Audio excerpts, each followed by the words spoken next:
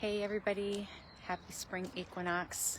I'm taking a quick walk this morning and I just felt really called to share this beautiful, lovely springing day here with all of you.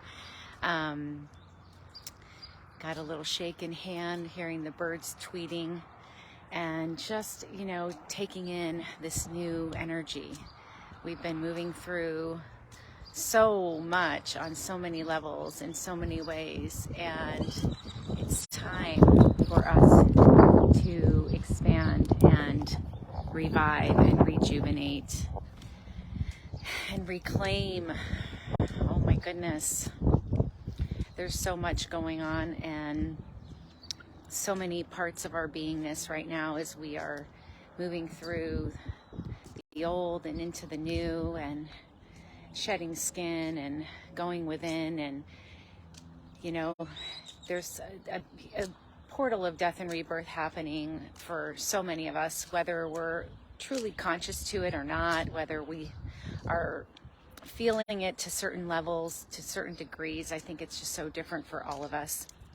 It just kind of varies based on our soul trajectory and kind of our ability to desire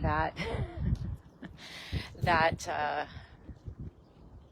journey. I guess sometimes it's easier to be ignorant, and they say ignorance is bliss, and there's days I often wish I had more of that, but not really. I say that with a bit of love of the journey itself, but it definitely has its moments. But here we are upon a new day. We are hi Kathy, good to see you. Thanks for joining. I'm not going to be too long. I have an appointment here in a half an hour, and I thought I would just make a quick hello video and share. Look at that, the beautiful light. Look at that coming right above and through. I love that. And just kind of bring in some new fresh energy and just kind of invite this week of new beginnings, new possibilities, new visions, new dreams, new everything, really. We have the new moon tomorrow in Aries, which is my constellation. I'm an Aries sun and an Aries moon. I've got a stellium in Aries, which is quite a bit of planets. Lots of activity happening in that sign for me, which is what's been really riveting my soul on so many levels. Anyway, that is happening. So right there in the new beginnings of Aries here with the equinox today. And Thursday, we have a huge transition happening in the cosmos. So starting Thursday from the 23rd of March till about June, mid-June, we have Pluto moving into Aquarius. Now that is, okay, that's going to be a huge one, because Pluto, the power of the planet, the powerful planet, the mighty planet of transformation and rebirth and truth and the underworld and the no holds bar, it will have its day and doesn't tolerate any BS. And Pluto is potent, and Pluto doesn't take anyone, without moving them through great transformation, because that's its purpose. But it is leaving the sign of Capricorn. It's been there since 2008. And that's what we have been witnessing now for the last 15 years of our own journeys. If you kind of look back and do kind of a chronological recap of your life and just ask yourself, what's taken place in the last 15 years of your life, and start back from 2008 all the way until now. I actually did oh, look at the birdies. Hello. I did a recap and I was blown away, just so much of what's gone on since 2008. Anyway, it is moving into Aquarius on Thursday. And so this is going to give us a taste for the next 40 years of what is to come. So Pluto is moving into Aquarius. Aquarius represents the people, humanitarian, hopes and dreams, community. It is otherworldly. It is past the hemisphere. So from an astrological perspective, Saturn is kind of our last seeing planet in the visible eye, which is what Capricorn is ruled by. And then there's a bridging, which is the Chiron bridge, if you will. It's kind of where we, move through the woundedness of all of this life stuff that we come in to figure out. And then we move into the outer planets, or the transpersonal planets, what we call. And those are, it's Uranus, Neptune, and Pluto. And so here we are bridging over. And there's a lot of mythology around Saturn and Uranus and the history of all that, but I won't go into that. I guess the point I'm making is we are getting ready to shift as a collective and individually for another 20 years. And so this is the time that we are going to be taking a sample of this starting Thursday, the 23rd, and that will go through about June. And then after that, Pluto will go back into Capricorn and scrape out the bowl, if you will, and it will do that until January. It will finish its touches. It will make sure that it has cleaned its plate, and then Pluto will then go back into Aquarius from January to September of next year. Then one last time, it will decide to go back into Capricorn, and it will have its final time between September and November of 2024. Then officially from November of 2024 to 2044, Pluto will be staying in Aquarius. Now, you can ask, well, what does that really mean? And I could probably spend 30 minutes talking about that right here. As I'm walking, I don't have the kind of time right now just because I'm heading into an appointment, but I'll give you this insight. It's going to mean different things for different people because we're all in different places on our trajectory of our soul evolution. So Pluto represents a part of our soul. It really is kind of the essence of our soul in different ways. And there's many things on an astrological level that our soul can be illuminated by, but Pluto definitely is kind of the depths of our soul. And it represents transformation and like I said, power and death and rebirth and getting really truly real with things. It doesn't tolerate anything BS.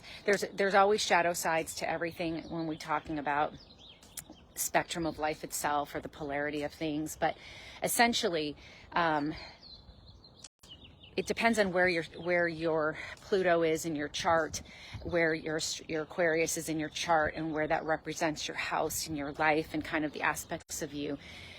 It's going to be different things. Collectively, it can definitely mean, that we're going to see a lot of things transforming with aspects to energies around Aquarius, which has a lot to do with revolution, with science, with, my goodness, there's so many things with Aquarius energies, communities, people, power to the people. We can be seeing a lot more things technologically. Aquarius is very technological based, and we can see a lot of transformation there, as we're kind of already seeing some of that show up. Hold on, there's a nice big truck showing up right now. Of course, it's garbage day. Perfect day to do a video, Sandra. Hold on real quick. My timing is so opportune right now. Okay, it's going the other way. So anyway, my point is that as I trip over a bump, paying attention. Okay, so anyway, Pluto going into Aquarius has a lot of different significances, and there's so much to learn. If you desire that, you can go Google that anywhere and kind of find 10,000 interpretations. I guess the takeaway for this is just understand that we are continuing to move through huge evolutionary shifts right now. There are a lot of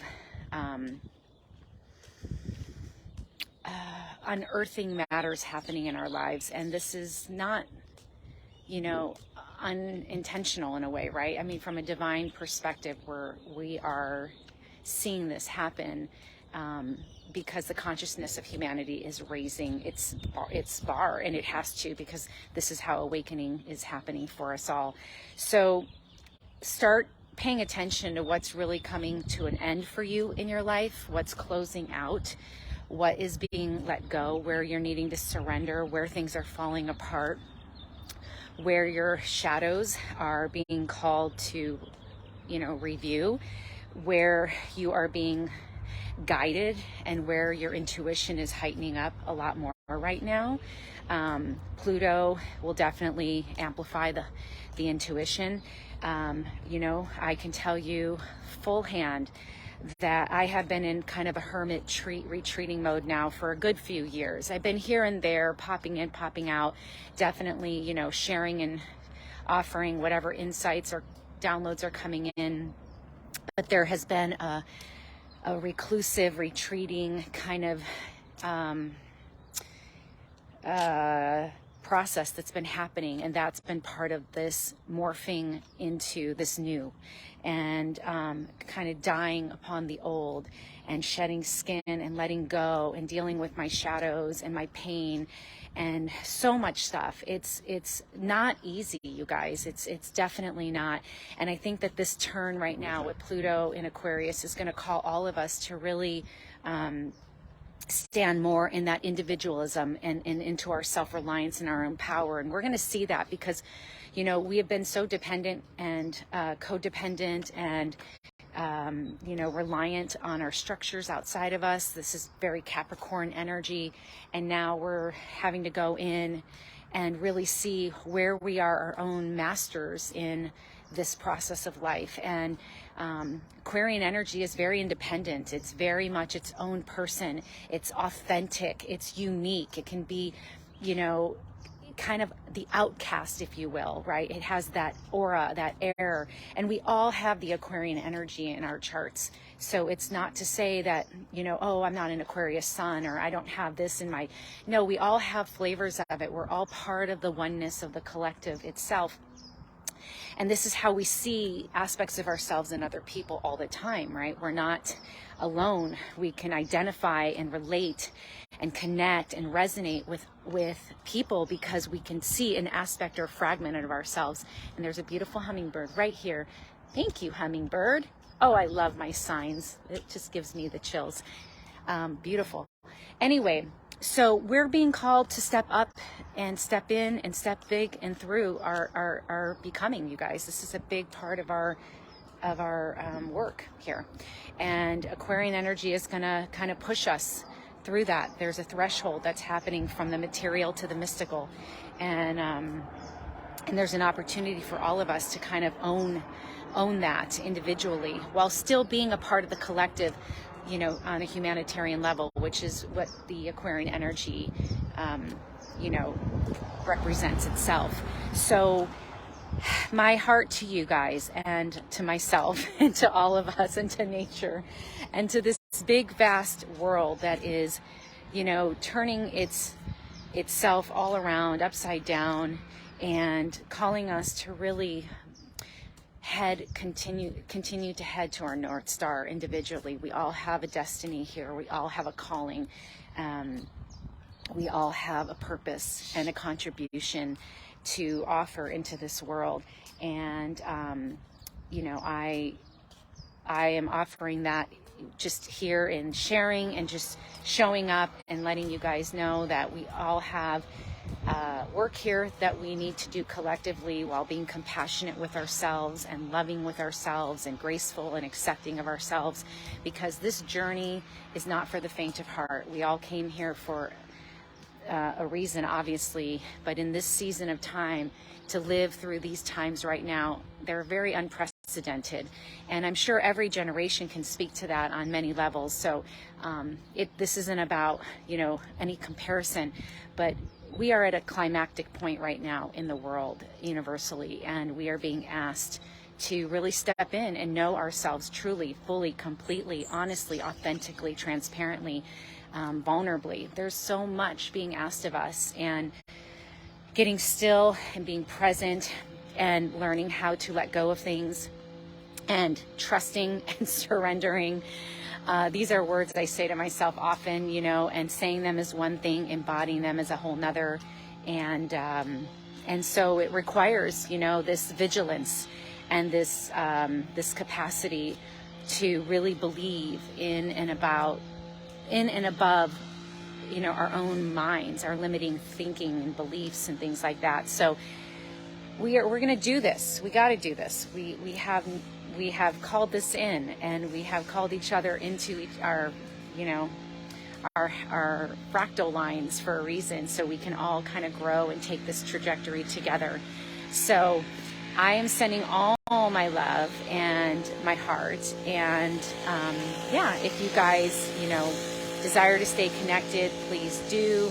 I am really, you know, stepping in and expanding more of my own work and offerings into this part of my path, and helping to shepherd people upon their own, guiding them into their true self and into their deepest knowing. It's one of my greatest honors and privileges, is to help support humanity in the healing and in the shepherding of their journeys. And having taken this walk so deeply and continuing to, I'm always the student right there, learning and growing every step of the way. So sending all my love to you guys. Have a blessed day. I appreciate you joining me, and we'll connect in soon. Mwah.